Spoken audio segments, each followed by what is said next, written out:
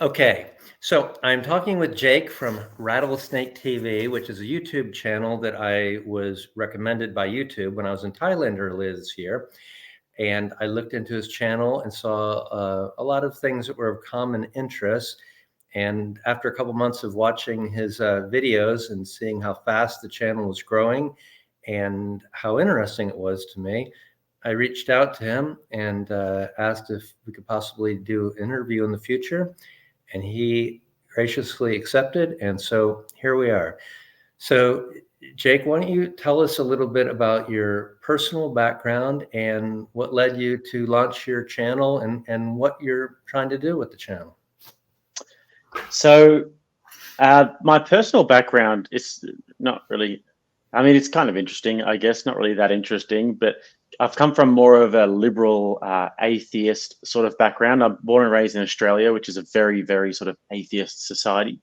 And then down the line, I started to get a lot more interested in culture and politics when I started to listen to American commentators, because in Australia, no one's really that interested in it.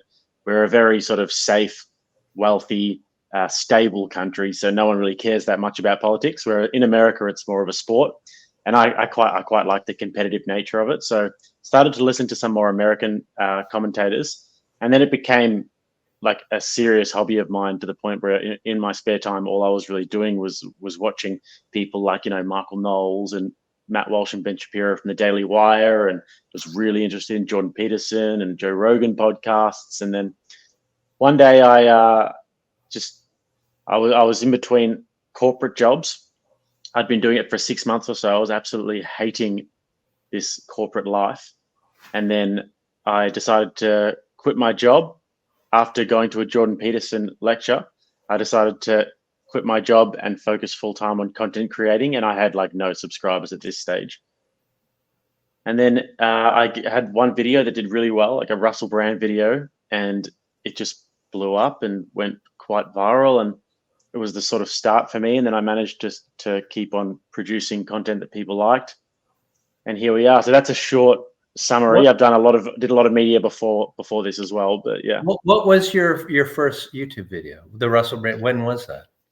My first YouTube video was about 2018. It was the podcast that I was doing in relation to combat sports. I did about 100 episodes or so of a combat sports podcast with fighting and kickboxing and interviewing boxers and UFC fighters, and also people from the mafia in Australia, like underworld figures and that sort of thing. So I've been doing that for a while. And then I did one that was to do with like another Australian sport, Australian rules football.